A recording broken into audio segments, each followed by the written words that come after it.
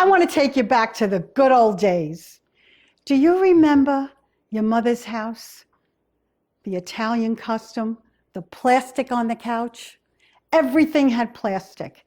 Everything was not to be used. If the couch was 25 years old, it had to look new. Do you remember the kitchen? Where was the kitchen? Where did they do all the frying and all the cooking? In the basement. In the basement, and would carry all the food upstairs. And Sunday dinners, that was a big deal. We would have the antipasta, the first course, the second course, sit at the table all day, laugh and talk.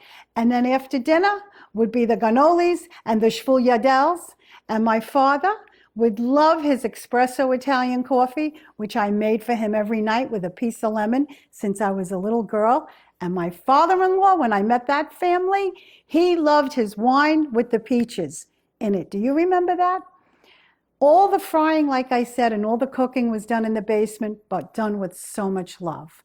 My grandma, her famous thing was her pasta, homemade pasta. She'd put the sheet out on her bed. She'd make all the fettuccine and lay it out.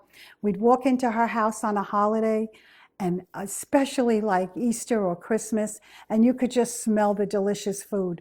Till today, can you still smell your grandma and your mom's food? I bet you can. And Easter time, that was a special holiday. We would all wear the little toppers. All the cousins, we would share the toppers. We'd pass them around.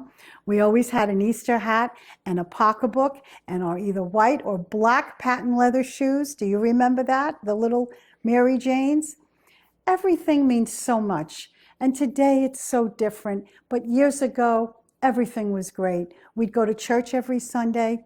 We couldn't eat before church because we had to wait because we had to get communion, receive communion, so you couldn't eat before.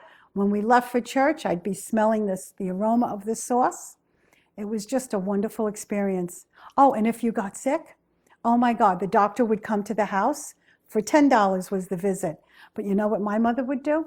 Yeah, she would call the doctor, but the night before, she'd put garlic in our ears. If we had an ear infection or a cold, the garlic went in the ears, and it worked. It really, really worked. And in the morning, when we had our milk delivered, we can hear the bottles clanging, and the milk box would open up and shut. My father would go to work in the winter. He'd put the chains on the tires. We didn't have those kind of tires that they have today. We were the first to have the color TV. We were the first to have the central air. Everything we did in our life was the first.